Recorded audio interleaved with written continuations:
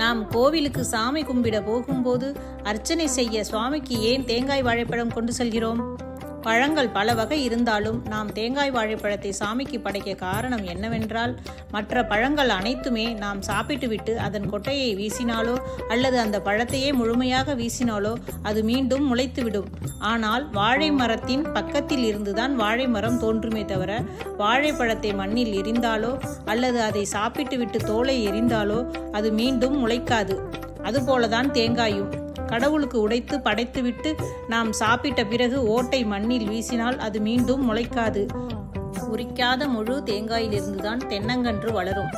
இந்த தேங்காயும் வாழைப்பழமும் பிறவி அடையாத முக்தி நிலையோடு ஒப்பிடப்பட்டு அவை கடவுளுக்கு படைக்கப்படுகிறது.